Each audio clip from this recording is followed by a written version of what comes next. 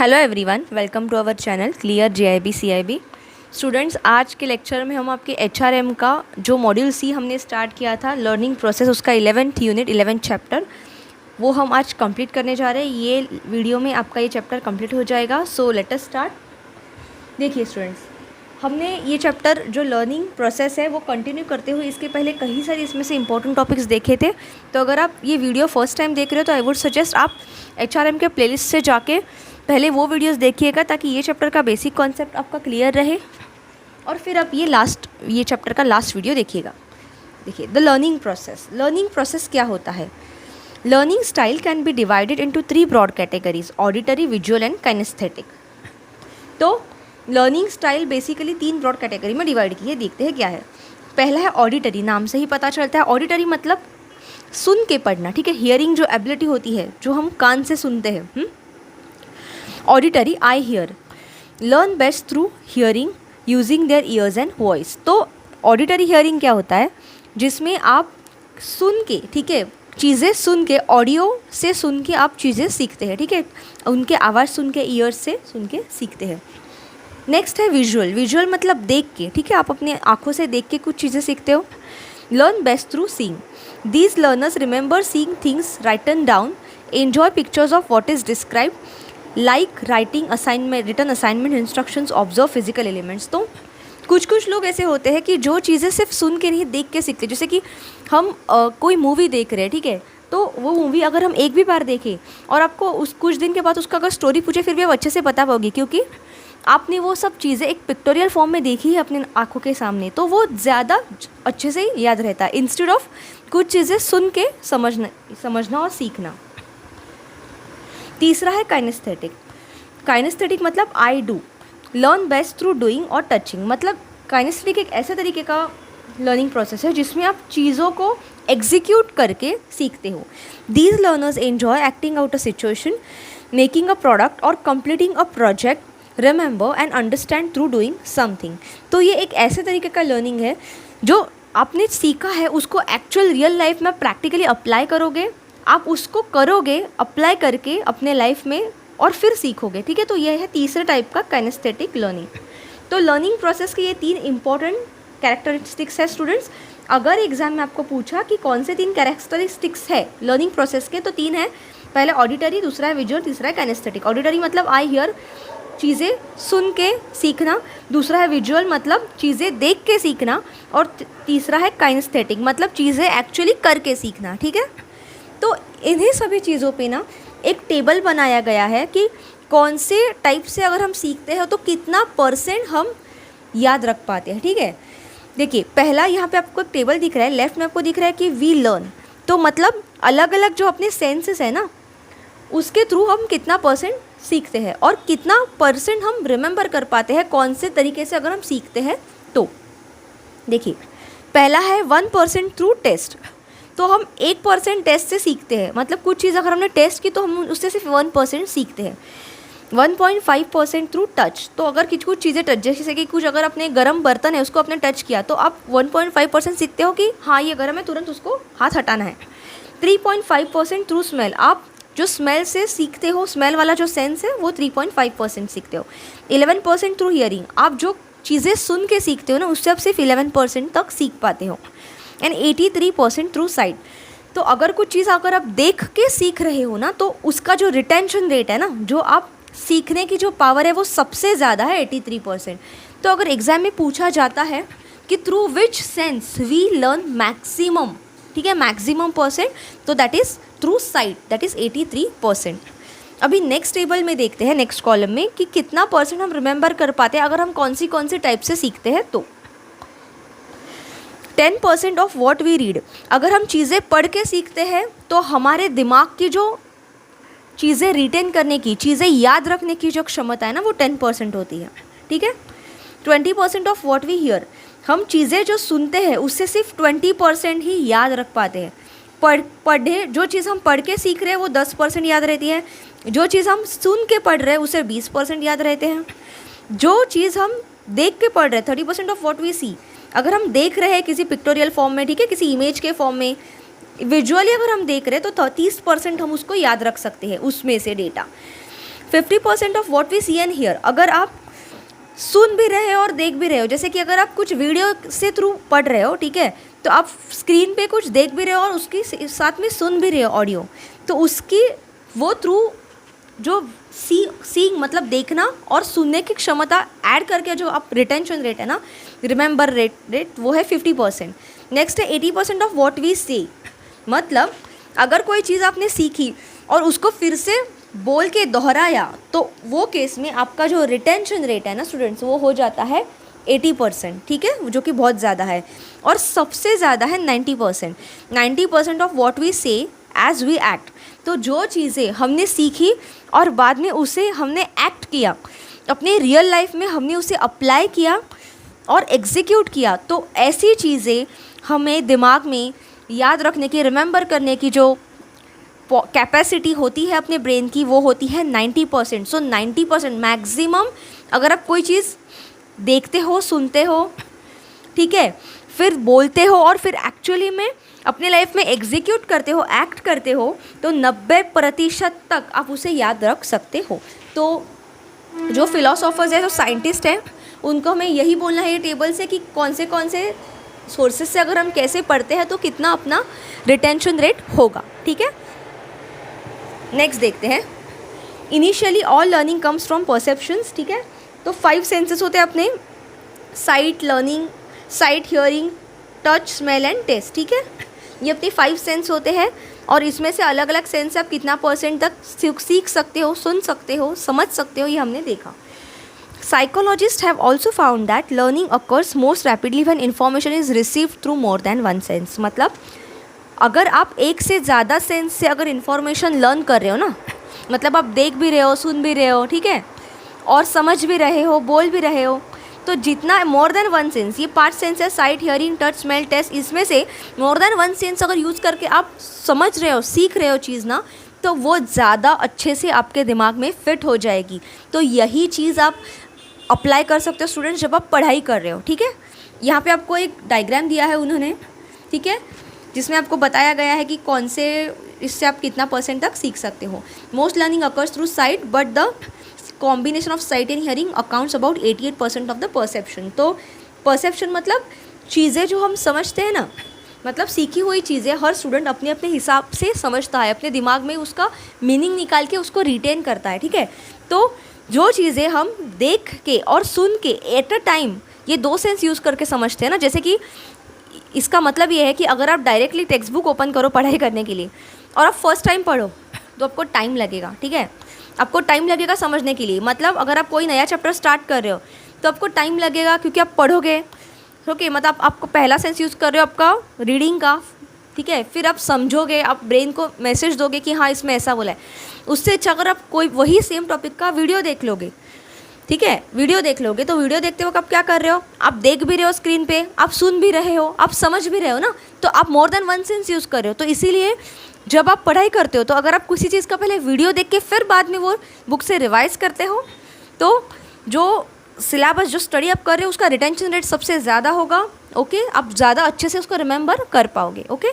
So let us move ahead, next topic देखते हैं student. Next topic है perceptions. Perceptions क्या होता है स्टूडेंट्स, देखिए, परसेप्शंस मतलब जब कोई चीज़ आप सीखते हो तब वो चीज़ को आप किस वे में अडॉप्ट करते हो, ठीक है। मतलब अगर मैं एक ही चैप्टर पढ़ा रही हूँ लेकिन हर एक स्टूडेंट की एडॉप्शन की कैपेसिटी, उसको समझने की, उसको सीखने की, उसको रिटेन करने की और उसका मीनिंग निकाल के खुद के दिमाग में वो टॉपिक फिट करने की, ये अलग अलग होती है, ठीक है। उसी को कहते हैं परसेप्शन।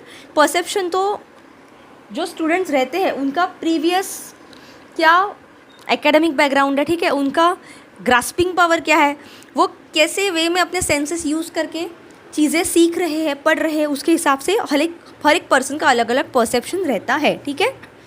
देखिए, a person's most fundamental pressing need is to preserve and perpetuate the self. All perceptions are affected by this need, ठीक है। तो इंसान खुद के बेसिक उसके क्या वैल्यूज़ है, क्या फंडामेंटल उसके थिंग्स है, मतलब उसका सोचने का तरीका, उसका समझने का तरीका, क्या वो पर्सन पॉजिटिवली कोई चीज़ अडॉप्ट कर रहा है या निगेटिवली अडॉप्ट कर रहा है, ठीक है। ये सभी चीज़ों पे बेस होता है कि वो पर्सन वो चीज़ कैसे परसीव करेगा, ठीक है। Therefore so do the sights one sees and the sound one hears becomes part of psychological self, psychologically what we are perceive। तो हर एक पर्सन साइकोलॉजिकली मतलब पर्सन का साइकोलॉजिकल स्टेट कैसा है, ठीक है, वो पॉजिटिवली ग्रास्प कर रहा है, निगेटिवली ग्रास्प कर रहा है, उसको समझने में टाइम लगता है। जैसे कि कोई पर्सन को सिर्फ 1-2 बार पढ़ के समझ में आता है, लेकिन किसी पर्सन को 10-15 बार वो चीज़ पढ़ के समझना पड़ता है तो ही उसको याद रहता है। तो ये हर एक का परसेप्शन अलग अलग रहता है उसके साइकोलॉजिकल सेल्फ के बेसिस पे।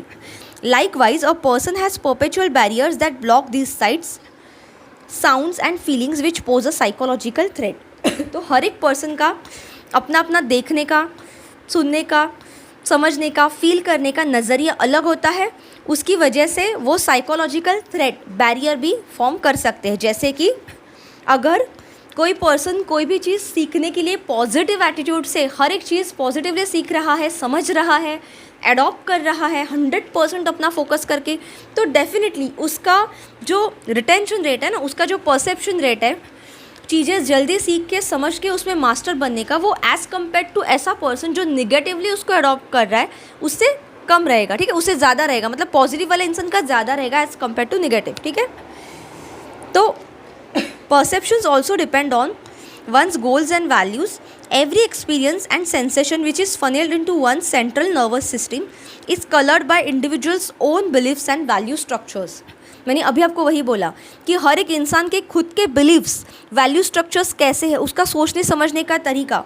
देखिए हर एक पर्सन का सेंट्रल नर्वस सिस्टम अलग अलग तरीके से काम करता है, उसके सेंसेस, ठीक है, अलग अलग तरीके से काम करते हैं। उसके पास्ट के एक्सपीरियंस के बेसिस पे इंसान अभी जो चीज़ें सीख रहा है, जो समझ रहा है, उसे परसीव करने का उसका तरीका अलग अलग हो सकता है। किसी के लाइफ में अगर एक अच्छा एक्सपीरियंस रहेगा वो केस के बारे में, जैसे कि सपोज़ फॉर एग्जांपल अगर मैं यहाँ पे कोडिंग सिखा रही हूँ, ठीक है, सपोज़ मैं यहाँ पे एक कोडिंग सिखा रही हूँ, आईटी सब्जेक्ट सिखा रही हूँ, और जो पर्सन का एकेडमिक बैकग्राउंड आईटी का है तो वो उसे जल्दी समझ के लेगा क्योंकि उसका पास्ट एक्सपीरियंस है उसमें, एज़ कम्पेयर टू ऐसा पर्सन जिसका कोई भी बैकग्राउंड नहीं और जो नए फर्स्ट टाइम वो चीज़ सीख रहा है। तो ये क्या है, हर एक पर्सन के पहले पास्ट एक्सपीरियंस, फिर उसके सेंसेस यूज़ करके कैसे वो अपना नर्वस सिस्टम, अपना थिंकिंग प्रोसेस वो यूज़ कर रहा है, ठीक है। तो इसी को कहते हैं स्टूडेंट्स परसेप्शंस। इसमें से आपको इतना ही याद रखना है, जो इंपॉर्टेंट चीज़ें वो मैंने रेड पेन से मार्क की है, आपको एग्जाम में जाने से पहले उतना ही पढ़ना है। अगर यहाँ से क्वेश्चन आता है तो यही से बनेगा। अदर लर्निंग कंसेप्ट इंक्लूड, देखिए और भी कई तरीके के लर्निंग कंसेप्ट होते हैं स्टूडेंट्स, जैसे कि distance learning, open learning, new technology learning, interactive learning, ठीक है। देखिए डिस्टेंस लर्निंग क्या, तो ये आपने सभी ने सुना होगा। Here the learner is a solo learner, delivery system is through hardware. तो आप कोई दूर जगह से कोई चीज़ पढ़ रहे हो, समझ रहे हो, ठीक है, मतलब बेसिकली यूनिवर्सिटी का ही दूर है और आप अपने घर में बैठ के ऑनलाइन में लैपटॉप कंप्यूटर से अगर पढ़ रहे हो, ठीक है, हार्डवेयर से पढ़ रहे हो, तो ये इसे कहते हैं सोलो लर्नर हो। आप वो जगह पे आप अकेले सीखने वाले हो और ऑनलाइन हार्डवेयर से यूज़ करके कर रहे हो, तो वो डिस्टेंस लर्निंग, ओके। सेकेंड है open learning. This leaves the learner with the choice about learning goal, sequence and depth, process and level of involvement and has unrestricted access. देखो open learning मतलब कुछ रिस्ट्रिक्शंस नहीं है, unrestricted access है, multiple resources. जैसे कि अगर आप कुछ चीज़ें खुद से पढ़ रहे हो तो आप सपोज़ यूट्यूब पे आके वीडियो देख रहे हो, सर्च कर रहे हो, ठीक है, अलग अलग बुक्स से पढ़ रहे हो, गूगल पे जाके उसका मीनिंग ढूंढ रहे हो, अलग अलग सोर्सेज से नोट्स ले रहे हो, तो ये क्या ओपन लर्निंग है। अनरिस्ट्रिक्टेड एक्सेस, आप खुद से 100 अलग अलग सोर्सेज से पढ़ रहे हो, ठीक है। तीसरा टाइप है new technology learning. This will be available for long distance delivery facilitating the distance learning, ठीक है। तो डिस्टेंस लर्निंग की ऐसी चीज़ है, मतलब आप दूर से पढ़ रहे हो लैपटॉप में, यूनिवर्सिटी कहीं दूर है, पर्सन जो सिखा रहे टीचर वो कहीं दूर है, आप ऑनलाइन से पढ़ रहे हो, उसमें अगर कुछ नया टेक्नोलॉजी ऐड किया, जैसे कि आप कमेंट सेक्शन में चैट करके चैट बॉक्स में आपका क्वेश्चन पूछ सकते हो, या जैसे कि जूम मीटिंग रहेगा तो आप इंटरैक्ट भी कर सकते हो, ठीक है। तो इस टाइप का कुछ नया टेक्नोलॉजी ऐड करके अगर आप डिस्टेंस लर्निंग करते हो तो उसको कहते हैं न्यू टेक्नोलॉजी लर्निंग। और फिर है इंटरैक्टिव लर्निंग। इंटरैक्टिव लर्निंग मतलब वही ऐसा लर्निंग जिसमें आप इंटरैक्ट कर पा रहे हो, ठीक है, जो पर्सन सिखा रहा है उससे आप लाइव इंटरैक्ट कर पा रहे हो, ठीक है। तो ये है students 4 types of learning concepts, ठीक है। नेक्स्ट देखते हैं सेल्फ कॉन्सेप्ट। स्टूडेंट्स ये जो सब्जेक्ट है ना, यहाँ पे बेसिकली ये चैप्टर में आपको सभी जो टॉपिक्स अभी हम पढ़ा रहे हैं ना वो कॉन्सेप्चुअल बेसिस है। यहाँ पे ऐसा कुछ हैड एंड फास्ट आपको रट्टा नहीं मारना है, लर्निंग प्रोसेस नहीं है, ठीक है। आपको सिर्फ कॉन्सेप्ट समझना और जो मेन की पॉइंट्स है ना वो याद रखने हैं, बस दैट्स इट। पेपर में यही से अगर क्वेश्चन आता है तो यही से आएगा। Self concept is a powerful determinant in learning. A student's self-image described in terms such as confidence and insecure has a great influence on the total perceptual process. जैसे कि if a student experience tend to support a favorable self-image, student tends to remain receptive to the subsequent experience. मैंने अभी आपको वही बोला, यही चीज़ आपको समझाई है। And if a student has a negative experience, then tend to contract self-concept. There is a tendency to reject additional training. देखिए सेल्फ कॉन्सेप्ट मतलब क्या है। देखो सेल्फ कॉन्सेप्ट मतलब हर एक स्टूडेंट की अपनी अपनी चीज़ें सीखने की परसीव करने का तरीका रहता है, ठीक है, उसी को कहते हैं सेल्फ कॉन्सेप्ट। अगर कोई भी पर्सन की खुद के माइंड में खुद की इमेज कॉन्फिडेंट रहेगी, पॉजिटिवली रहेगी, फेवरेबल रहेगी, तो जो चीज़ें वो सीखेगा ना वो भी फेवरेबल पॉजिटिव ही वे में सीखेगा, ठीक है। वो ज़्यादा रिसेप्टिव रहेगा। रिसेप्टिव मतलब जो चीज़ वो सीख रहा है स्टूडेंट वो उसको पॉजिटिवली एडॉप्ट करेगा, रिटेन करेगा, पॉजिटिव में लेगा, ठीक है, बेस्ड ऑन हिज सब्सिक्वेंट मतलब पिछले एक्सपीरियंस के बेसिस पे। लेकिन अगर कोई स्टूडेंट की खुद के दिमाग में जो खुद की इमेज है ना, सेल्फ कॉन्सेप्ट, ये इनसिक्योर है, निगेटिव एक्सपीरियंस उसको पास्ट में मिले हैं और वो सेल्फ कॉन्सेप्ट को कॉन्ट्राडिक्ट कर रहा है, तो वो केस में क्या होगा, अगर ऐसा स्टूडेंट कुछ नया चीज़ सीखता भी है तो वो उसको रिजेक्ट करने की कोशिश करेगा। मतलब उससे ज़्यादा से ज़्यादा पॉजिटिव चीज़ वो उसको सीखना चाहिए ना, वो नहीं सीख पाएगा। उसे वो मैक्सिमम उसका ब्रेन थोड़ा थोड़ा ही रिटेन कर पाएगा। जितना ये जो पॉजिटिव वाला बंदा है ना, पहला केस वाला, ये जितना उसमें मास्टर कर पाएगा, अच्छे से सीख के एक्सेल करेगा, उतना ये सेकेंड वाला बंदा नहीं कर पाएगा, क्योंकि उसकी ऑलरेडी सेल्फ कॉन्सेप्ट, खुद की इमेज खुद के दिमाग में अगर नेगेटिव रहेगी, अगर जैसे कि खुद के लिए वो इनसिक्योर रहेगा, वो खुद के ऊपर कॉन्फिडेंट नहीं रहेगा, तो नई चीज़ें सीखते वक्त भी वो नेगेटिविटी, वो एक इनसिक्योरनेस, वो एक नेगेटिव एक्सपीरियंसेस, एक नेगेटिव फीलिंग उसको हमेशा इम्पैक्ट करेगी नई चीज़ें सीखते वक्त। और वो नई चीज़ें सीखते वक्त आधी चीज़ें तो रिजेक्ट कर देगा जो उसको पॉजिटिवली एडॉप्ट करके खुद का बेनिफिट करना चाहिए था, खुद एक्सेल करना चाहिए था, ठीक है। तो ये एक तरीके का स्टूडेंट्स हमारा टॉपिक धीरे धीरे साइकोलॉजी की तरफ जा रहा है, लेकिन ये हाँ ये ह्यूमन साइकोलॉजी ही है, ये आप अपने रियल लाइफ में भी अप्लाई कर सकते हो। क्योंकि अगर आप खुद के अंदर झांक के खुद को बेस्ट नहीं बनाओगे ना, काम खुद पे पहले नहीं करोगे, तब तक आप बाहर से नई चीज़ें अच्छे से अडॉप्ट नहीं कर पाओगे, ठीक है। आप बोलते हो कि देखो टेक्स्ट बुक तो सबके पास सेम है, पढ़ाई तो सब सेम कर रहे हैं, वीडियो सोर्स भी सब सेम देख रहे हैं, लेकिन एक स्टूडेंट है जिसके 80-90% मार्क्स आते हैं और एक स्टूडेंट है जिसके 40-50% आते हैं, तो ये प्रॉब्लम सोर्सेस का नहीं है, ये प्रॉब्लम खुद के अंदर है। सेल्फ कॉन्सेप्ट, आपको पहले खुद पे काम करना है, खुद की इमेज पावरफुल बनानी है, कॉन्फिडेंस बनानी है, पॉजिटिव रहना है, हर एक चीज़ को पॉजिटिवली अडॉप्ट करना है। जब आपके दिमाग में आपकी खुद की image self love, self positive रहेगी, फेवरेबल रहेगी, तभी आप बाहर से जो चीज़ें सीखोगे ना स्टूडेंट्स, उनमें अपना बेस्ट दे के उनमें एक्सेल कर पाओगे, ठीक है। ये आप रियल लाइफ में भी अप्लाई कर सकते हो। So let us move ahead. ये टॉपिक थोड़ा सा हमने ऑफ बीट अपना गया, लेकिन ये ज़रूरी है स्टूडेंट्स, क्योंकि ये रियल लाइफ में भी बहुत, क्योंकि ये चैप्टर ही हम क्या पढ़ रहे हैं, लर्निंग प्रोसेस है ना, चैप्टर का नाम ही है लर्निंग प्रोसेस। तो आप इसे रियल लाइफ में भी अगर अप्लाई करते हो तो आपका डेफिनेटली आप लर्निंग प्रोसेस सुधार पाओगे, स्ट्रॉन्ग कर पाओगे। नेक्स्ट देखते हैं। A good instructor realizes that behavior is directly influenced by the way a student perceives and perception is affected by all these factors, ठीक है। तो ये काम किसका है, देखो जैसे कि स्टूडेंट का तो ड्यूटी है ही कि जो भी चीज़ें हम लोग सीख रहे हैं उसे बेस्ट वे में सीखना, लेकिन ये उतना ही इंस्ट्रक्टर का भी ड्यूटी है कि इतने इफ़ेक्टिव वे में अपने स्टूडेंट को चीज़ें सिखाओ कि उसको वो बेस्ट तरीके से वो अडॉप्ट कर पाए, उसे परसीव कर पाए, उसे याद रख पाए और हर एक स्टूडेंट उसमें एक्सेल हो, ठीक है। बस यही कॉन्सेप्ट है सेल्फ इमेज का, ठीक है। नेक्स्ट देखते हैं स्टूडेंट्स मेमोरी। मेमोरी के कितने टाइप्स होते हैं, देखो मेमोरी के 3 टाइप्स होते हैं स्टूडेंट्स। मेमोरी मतलब जो अपना याद रखने का पावर होता है। सेंसरी मेमोरी, वर्किंग और short term and long term system, ठीक है। देखो सेंसरी मेमोरी मतलब क्या है, the sensory register receives inputs from the environment and quickly processes it according to the individual preconceived concept of what is important. The sensory register processes inputs or stimuli from the environment within what is seconds discards what is considered extraneous and processes what is determined by individual be relevant. तो basically sensory memory क्या होता है, कुछ चीज़ आप सीखते वक्त अपने senses को यूज़ करके अगर आप उसको सीखते हो, आप उसको अडॉप्ट करते हो, तो उसे कहते हैं सेंसरी मेमोरी।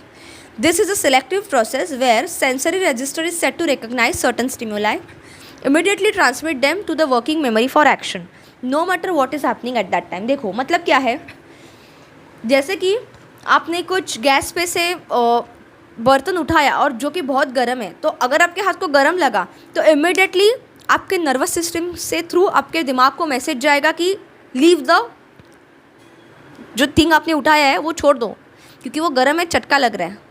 या सपोज़ किसी चीज़ को अपने हाथ लगा और वहाँ से करंट दौड़ रहा है, ठीक है, तो आपको थोड़ा सा ही झटका लगा, इमीडिएटली अपने हाथ पीछे ले लिया, मतलब कि आपको पता है वहाँ पे हाथ लगाएंगे तो करंट लगेगा। मतलब क्या है, एक तरीके का आपके सेंसरी रजिस्टर्स ने, जो सेंसेस है ना, उसने एक तरीके का फायर अलार्म लगाया, डिटेक्ट किया, ब्रेन को बोला कि यहाँ पे प्रॉब्लम है, मतलब यहाँ से दूर रहो, ये चीज़ नहीं करनी है।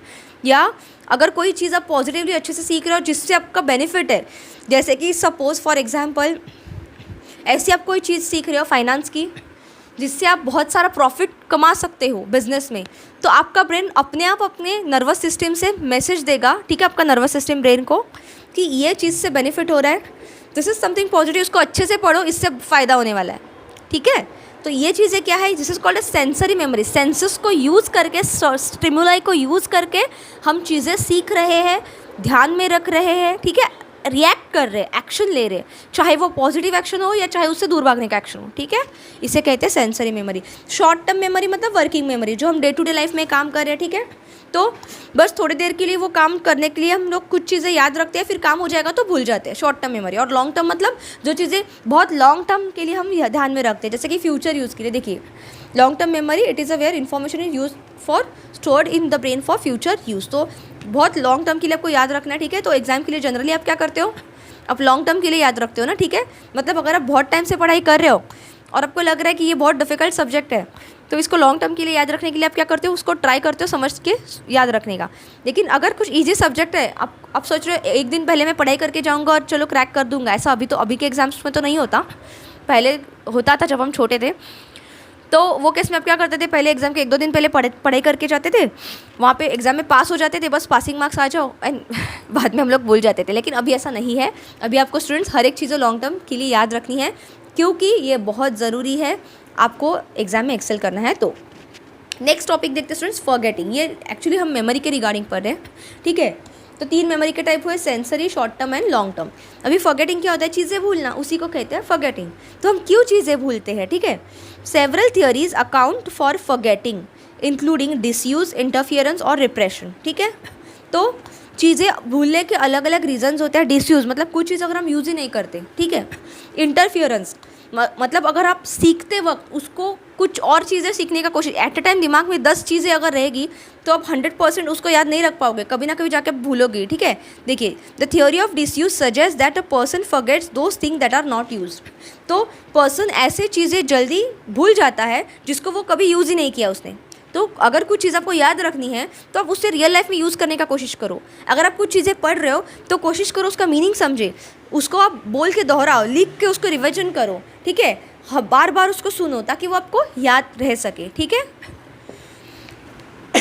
The difficulty is to summoning it up to the consciousness. तो अगर आप यूज़ नहीं करोगे तो आप कॉन्शियस माइंड से कैसे उसको बाहर निकालोगे ना, जब आपको एक्चुअली उसको रिमाइंड करने का टाइम आएगा, ठीक है, कैसे आप याद रखोगे। First, similar material seems to interfere with memory more than dissimilar material, and second, material not well learn suffers from the most interference. देखो तो पहला तो समझा आपको कि फॉरगेटिंग का पहला जो रीज़न था डिसयूज़, वो क्या क्यों था, क्योंकि यूज़ नहीं किया था, ठीक है। यूज़ नहीं किया तो वो सबकॉन्शियस माइंड में चला जाएगा, तो उसको कॉन्शियस से बाहर निकालते वक्त जब आप रिकॉल करने का कोशिश करोगे ना, वो निकलेगा नहीं, तो उसको कहते हैं भूलने का पहला रीज़न। दूसरा है फॉरगेटिंग का रीज़न है कि देखो आप जब चीज़ें सीख रहे हो ना, तो जो सिमिलर थिंग्स है ना वो आप जल्दी जल्दी याद रख पाओगे, वो एक दूसरे के साथ इंटरफियर करती है। लेकिन जो डिसिमिलर है उसको थोड़ा टाइम लगेगा, ठीक है। तो इसीलिए आप जब सीख रहे हो ना तभी डिस्ट्रैक्शंस नहीं होने चाहिए, ठीक है। All theories of forgetting imply that when a person forgets something it is not actually lost, it is rather simply unavailable for recall. वही मैं बोल रही हूँ, वो आपके सबकॉन्शियस माइंड में चला जाता है, कॉन्शियस माइंड में, वहाँ से ऐसा नहीं है कि पर्सन जब भूल गया तो उसके दिमाग में वो है ही नहीं। It is not lost, it is actually currently unavailable for recall. शायद आपको वो बाद में चीज़ याद आ जाए, ठीक है। तो इसके ऊपर सॉल्यूशन क्या है, इसके ऊपर सॉल्यूशन ये है, टीच थॉरली विथ मीनिंग। तो जो टीचर पढ़ा रहा है, इंस्ट्रक्टर, उसको थॉरली मीनिंग समझा के पढ़ाना चाहिए ताकि स्टूडेंट को चीज़ें अच्छे से दिमाग में बैठ जाए, वो भूले नहीं। Material thoroughly learn is highly resistance to forgetting. जो थॉरली मीनिंग समझा के पढ़ाया जाता है वो रेजिस्टेंट होता है फॉरगेटिंग के लिए, वो भूलने के चांसेस ज़ीरो होते हैं। This is suggested by experimental studies, ये एक्सपेरिमेंट से समझाया गया है, ठीक है। Meaningful learning builds patterns of relationships in students consciousness. मतलब जो चीज़ें स्टूडेंट्स को अच्छे से मीनिंग समझा के पढ़ाई गई है वो स्टूडेंट्स के कॉन्शियस माइंड में अच्छे से बैठ जाती है। ये एक्सपेरिमेंट से एक्सपेरिमेंट के स्टडीज़ में किया गया है। तो इसीलिए स्टूडेंट्स हमारे चैनल पे हम आपको इतना डिटेल में हर एक सब्जेक्ट का, हर एक चैप्टर का लाइन बाय लाइन मीनिंग समझा के पढ़ा रहे हैं। शायद आपको लग रहा होगा कि अरे हम तो स्टूडेंट, छोटे बच्चे नहीं है कि इतना हमें डिटेल में मीनिंग समझ के पढ़ने की ज़रूरत नहीं, फटाफट करके हम लोग कर सकते हैं। नहीं, अब जब तक आप डिटेल में मीनिंग समझ के नहीं पढ़ोगे ना स्टूडेंट्स, तब तक आपके ब्रेन में चीज़ें 100% फिट नहीं होगी। अगर आप फिट अभी कर भी दोगे तो एग्जाम के टाइम पे भूल जाओगे। तो इसीलिए 100% मीनिंग समझ के पढ़ो, इसीलिए हम इतना फोकस कर रहे हैं कि आपको पूरा डिटेल में मीनिंग समझा के पढ़ाए, ठीक है। नेक्स्ट देखते हैं, in contrast rote learning is a superficial, it is not easily retain, ठीक है। रोट लर्निंग मतलब स्टूडेंट मेस्मराइजिंग बाय रिपीटेशन। जो आप रट्टा मारते हो ना, ठीक है, बचपन में जो स्टूडेंट्स जिनको मीनिंग नहीं समझ में आता था कुछ सब्जेक्ट में से, कुछ टॉपिक का, लेकिन उनको बस एग्जाम में मार्क्स चाहिए, तो वो क्या करते थे, बैठ के रट्टा मारने लगते थे, ठीक है। रोट लर्निंग मतलब you are just talking it, repetition से आप कर रहे हो कि बस दिमाग में बैठ जाए। लेकिन रट्टा मार के पढ़ी हुई चीज़ दिमाग में, अगर आपने एक लाइन भी, एक वर्ड भी भूल गए ना, तो 11th आवर में कुछ याद नहीं आता। तो इसीलिए हम हमेशा बोलते थे, हमारे टीचर्स लोग भी, कि स्टूडेंट्स रट्टा मार के मत पढ़ो, जो भी पढ़ रहे हो समझ के पढ़ो। भले ही आप 100% वैसे का वैसा आंसर मत लिखो, लेकिन रट्टा मत मारो। रट्टा मतलब रोट लर्निंग, ठीक है। तो यहाँ पे भी आपको बेसिकली रट्टा नहीं मारना है, आपको समझ के पढ़ना है। और CIB का एग्जाम, स्टूडेंट JIB से भी ऐसा एग्जाम है जिसमें रट्टा मारने का कुछ फ़ायदा ही नहीं है, जिसमें बस कॉन्सेप्चुअल बेसिस पे आपको वहाँ पे, क्योंकि आप जब एग्ज़ाम में जाओगे, क्वेश्चंस देखोगे, तो आपको अपने आप समझ में आएगा कि अगर ये कॉन्सेप्ट मेरा क्लियर है तो कितना भी हाई लेवल क्वेश्चन आए मैं यहाँ पे टिक कर पाऊंगा। लेकिन अगर आप रट्टा मारोगे और उसमें से नहीं आया तो आप गए फिर, ठीक है। Meaningful learning goes deep because it involves principles and concepts anchored in students own experiences, ठीक है। तो मीनिंगफुल लर्निंग इतना अच्छे से डीपली स्टूडेंट्स के दिमाग में क्यों याद रहता है, क्योंकि वो जब उसका मीनिंग समझते हैं ना, तो वो प्रिंसिपल्स को, कॉन्सेप्ट्स को वो अपने पहले पास्ट के एकेडमिक स्टडी के अलग अलग एक्सपीरियंस से, मीनिंग से अटैच करके, उससे जोड़ के, उससे एंकर करके वो याद रखते हैं। इसीलिए जब आप मीनिंग समझ के पढ़ रहे हो ना, तो आप उसको ज़्यादा अच्छे से रिटेन कर पाओगे as compare to rote learning, ठीक है। तो स्टूडेंट्स, आई होप आपको समझा ये टॉपिक अच्छे से, ठीक है। और रियल लाइफ में भी आप जब भी कोई भी एग्ज़ाम का पढ़ाई कर रहे हो तो मीनिंग समझ के करो, ठीक है। नेक्स्ट देखते हैं, ट्रांसफ़र ऑफ लर्निंग। ये थोड़ा डिफरेंट टॉपिक है स्टूडेंट्स, समझिए क्या है। Some degree of transfer is involve in all learning. This is true because except for certain inherent responses all new learning is based on previously learn experiences. People interpret new things in terms of what they already know, ठीक है। Many aspects of teaching profit by this type of transfer. It may explain why students apparently equal ability have different success in certain areas. Negative transfer may hinder the learning of some. Positive transfer may help others. ठीक है, देखिए, जब मैं आपको पढ़ा रही हूँ या जब आप कोई चीज़ सीख रहे हो ना, तो हमेशा आप उसका मीनिंग पढ़ के अगर करोगे तो अच्छे से याद रहेगा। और अगर आपने पहले चीज़ें, आपको उसके रिगार्डिंग कुछ पता है, उससे आप अगर कनेक्ट करके पढ़ोगे ना अपने दिमाग में, तो चांसेस है कि आप उसको पॉजिटिवली अच्छे से लर्न कर रहे हो, कर पाओगे और उसको रिमेंबर कर पाओगे, एज़ कम्पेयर टू ऐसा अगर आप निगेटिव ट्रांसफ़र, मतलब अगर आपने आपके दिमाग में उसके रिगार्डिंग पहले से कुछ भी कनेक्ट करने का पॉइंट नहीं है, फिर भी कोशिश करो कुछ ना कुछ आपके दिमाग में जो पहले से उसको कनेक्ट करो, ताकि उसको आप याद रख सको, ठीक है। तो इसी को कहते हैं ट्रांसफ़र ऑफ लर्निंग, मतलब पॉजिटिव ट्रांसफ़र और निगेटिव ट्रांसफ़र। कैसे ट्रांसफ़र करोगे, जो भी चीज़ आप पढ़ रहे हो उसको पहले से आपके पास्ट लर्निंग से, टीचिंग से एक्सपीरियंस से कनेक्ट करो और पॉजिटिवली उसको याद रखने की कोशिश करो. This point two need to know a students past experience and what has already been learned in lesson and syllabus development. Instructor should plan for transfer by organizing course material. ठीक है, individual lesson material is meaningful sequence. तो basically instructor जो है, जो teacher है, उसका काम है कि इस वे में स्टूडेंट को पढ़ाओ कि उनको अच्छे से याद रहे.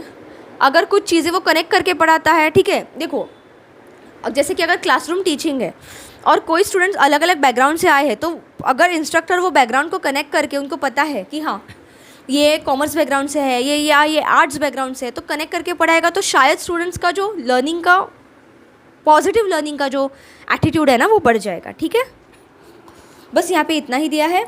आगे आपको यही दिया है कि कैसे एक इंस्ट्रक्टर को अपना टीचिंग प्लान करना चाहिए. कि प्राइमरी ऑब्जेक्टिव देखो, टीचर को समझना चाहिए कि वो कैसे बेस्ट वे में सिखा पाएगा स्टूडेंट्स को.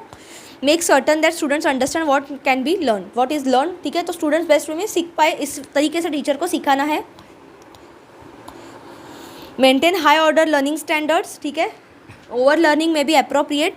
मोर थोरली स्टूडेंट्स अंडरस्टैंड मटेरियल. ठीक है, they see new relationships, avoid unnecessary rote learning. तो मतलब अगर स्टूडेंट्स ज़्यादा भी सीख लेते हैं तो भी चलेगा. Over learning is also appropriate. Teacher को इस वे में सिखाना चाहिए. अपने टीचिंग के स्टैंडर्ड्स इतने हाई रखने चाहिए कि स्टूडेंट बेस्ट वे में सीख पाए. रोट लर्निंग उनको करने नहीं देना है. बस आपको यही सब चीज़ें दी है स्टूडेंट्स यहाँ पे डिटेल में. ठीक है, ये एक्चुअली इंस्ट्रक्टर के लिए दिया है, ये एग्जाम के थिंग से इतना रिलेवेंट नहीं है. बस आपको समझना है कि ये जो मेन पॉइंट है ना, सेल्फ कॉन्सेप्ट क्या होता है, फॉरगेटिंग क्या होता है, मेमोरी के टाइप्स क्या होते हैं, किस वे में उसको याद किया जाता है. ठीक है, नेक्स्ट देखते हैं एम्प्लॉय बिहेवियर. ठीक है, ये टॉपिक का ये चैप्टर का ये लास्ट टॉपिक है स्टूडेंट. इसके बाद ये कंप्लीट हो जाएगा. ठीक है, एम्प्लॉय बिहेवियर. अभी देखो हम ये चैप्टर जो लर्निंग प्रोसेस कर रहे हैं स्टूडेंट, क्यों कर रहे हैं? ताकि ऑर्गेनाइजेशन के अंदर coming to back to very first point, very first goal of learning this chapter is हम HRM का सब्जेक्ट पढ़ रहे हैं. क्योंकि हम बहुत ही ज़्यादा थोड़ा साइकोलॉजिकल वे में गए थे, क्योंकि हर एक चीज़ में डिटेल में लर्निंग प्रोसेस में आपको वो चीज़ समझाने का ज़रूरी था. लेकिन ये सब हम क्यों पढ़ रहे हैं? एक ऑर्गेनाइजेशन में जब कुछ नया चेंज लाना है तो अपने वो एम्प्लॉयज़ कैसे बेस्ट वे में वो चीज़ें लर्न कर पाए और अपना बेस्ट दे के पॉजिटिव वे में न्यू चीज़ें लर्न करके ऑर्गेनाइजेशन में अपना बेस्ट दे के ऑर्गेनाइजेशन का प्रॉफिट कर पाए. इसीलिए तो ये हम सब पढ़ रहे हैं ना, लर्निंग प्रोसेस को कैसे इम्प्रूव किया जाता है. तो ऑर्गेनाइजेशन के अंदर ये सभी चीज़ें पढ़ने के बाद एम्प्लॉय का बिहेवियर कैसा रहना चाहिए. देखिए, employ behaviour. Raising and responding to concerns about someone's behavior in workplace is probably the most challenging aspects of managing people. It can make everyone feel uneasy regardless of whether they are personally involved or not. ठीक है, तो हर एक work place में employ का behaviour depend करता है. एक तरीके का बहुत चैलेंजिंग चीज़ रहता है. ठीक है, एक ऑर्गेनाइजेशन के अंदर वहाँ पे पीपल को मैनेज करना, एम्प्लॉयज़ को मैनेज करना, और वो भी हर एक का अलग अलग बिहेवियर. ठीक है, तो हर एक एम्प्लॉय के लिए भी ये बहुत इंपॉर्टेंट होता है कि वर्क प्लेस में उसका बिहेवियर कैसा है. उसका बिहेवियर अच्छा होना चाहिए, अनईजी नहीं करना चाहिए उसको, खुद को भी और मैनेजमेंट को भी. ठीक है, एम्प्लॉय में feel defensive, upset, even aggressive. तो अलग अलग सिचुएशन में एम्प्लॉय डिफेंसिव हो सकता है, अपसेट, एग्रेसिव हो सकता है, लेकिन ये उसको कंट्रोल करना है, उसका अपना बिहेवियर पे वर्क करना है. ठीक है, मैनेजर शायद प्रेशर डालते होंगे काम का, फिर भी एम्प्लॉय को अपने बिहेवियर में बेस्ट मतलब बिहेवियर ऐसा रखना है कि उसको खुद को अनईजी फील नहीं हो, उसका बेस्ट बिहेवियर होना चाहिए और काम का प्रेशर ना लेके उसको अच्छे से काम करना है. Organisation have the dual obligation of ensuring proper standard of behaviour are maintain and of treating employees fairly and reasonably. तो ऑर्गेनाइजेशन के ऊपर डबल जिम्मेदारी रहती है, ड्यूअल ऑब्लिगेशन रहते हैं कि जो प्रॉपर स्टैंडर्ड्स है बिहेवियर के वो ऑर्गेनाइजेशन के अंदर मेंटेन भी हो और उनके एम्प्लॉयज़ को फेयरली रीजनेबली ट्रीट भी किया जाए. मतलब स्टैंडर्ड्स भी मेंटेन करना है, रूल्स रेगुलेशन भी फॉलो करने हैं और एम्प्लॉयज़ को रीजनेबली ट्रीट भी करना है. तो एक ऑर्गेनाइजेशन का बहुत इंपॉर्टेंट ऑब्लिगेशन रहता है, उसकी जिम्मेदारी रहती है, लेकिन वो ऑर्गेनाइजेशन कर लेता है. हर एक एम्प्लॉय का खुद का जिम्मेदारी है कि आप उसको बेस्ट वे में अपना जो ऑफिस में अपना ऑर्गेनाइजेशन के अंदर बिहेवियर है वो ऐसा रखो कि जिससे आपको ना कुछ तकलीफ हो, ना आपको अनईजी फील हो. चाहे आप बहुत ज़्यादा इमोशनल हो, चाहे मूड स्विंग्स हो, चाहे डिफेंसिव हो, चाहे अपसेट हो, चाहे एग्रेसिव हो, आपको अपने दिमाग में कंट्रोल रख के वेल बैलेंस्ड वे में अपने ऑर्गेनाइजेशन में वर्क करना है, अपने ऑर्गेनाइजेशन में बिहेव करना है, ताकि आपका एक इमेज बेस्ट परफेक्ट एम्प्लॉय की तरह रह सके. ठीक है, ओके. सो स्टूडेंट्स, यही सब दिया है यहाँ पे. ओके, आगे आपको क्विज़ दी है, हम ये कोशिश करेंगे आने वाले कुछ लेक्चर्स में सभी चैप्टर्स के नीचे जो आपको क्वेश्चंस दिए हैं उनको सम अप करके एक MCQ फॉर्म में लेके आने का। ओके, सो स्टूडेंट्स यहाँ पे आपका ये चैप्टर एंड होता है। ठीक है, एक बार लर्न योर प्रोग्रेस देख लेते हैं। Check your progress. Moment of truth relate to critical milestone that affect company's growth. ठीक है, तो मोमेंट ऑफ ट्रूथ एक क्रिटिकल माइलस्टोन है वो जो कंपनी के ग्रोथ को अफेक्ट करता है। Is it true? Yes it is true. ठीक है, अगर आप ट्रूली काम कर रहे हो तो ही कंपनी का ग्रोथ होगा। ठीक है, क्रिटिकल माइलस्टोन है। नेक्स्ट है any change initiative without caring for human landscape will and in problems. ठीक है, या दिस इज़ ट्रू, क्योंकि अगर आप ह्यूमन लैंडस्केप के जो ह्यूमन्स का बिहेवियर है उसका इम्पैक्ट ऑर्गेनाइजेशन के अंदर क्या होगा, उसका केयर किए बिना अगर कुछ चेंज लाते हो तो ऑब्वियसली प्रॉब्लम एंड करेगा। तीसरा है the learning process can be defined through theories and concepts.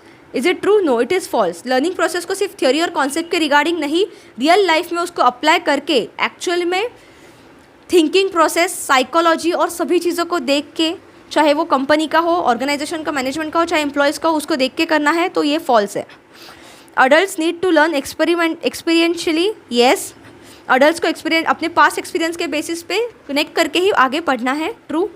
Next है rote learning is the best way to retain and remember. क्या रट्टा मार के पढ़ना बेस्ट वे है? नहीं, तो ये है फॉल्स।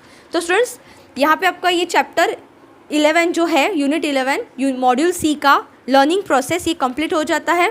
सो आप कुछ भी डाउट रहेगा तो कमेंट सेक्शन में पूछ सकते हो। हम कोशिश करेंगे आगे आने वाले लेक्चर्स में MCQ फॉर्म में जो भी क्विज़ है, जो भी अगर केस स्टडीज़ आते हैं तो उसको आपके तरफ लाके कंप्लीट कवर करने का। So thank you for watching our video. आगे आने वाले लेक्चर्स में हम आगे आने वाले चैप्टर्स को कवर करेंगे। अपने मैक्सिमम दोस्तों के साथ ये वीडियो शेयर कीजिएगा जो भी एग्जाम के लिए प्रिपेयर करें CIB के, और आपका फीडबैक ज़रूर दीजिएगा कमेंट सेक्शन में, हमारे लिए बहुत ज़्यादा वैल्यूएबल है। Thank you for watching our video.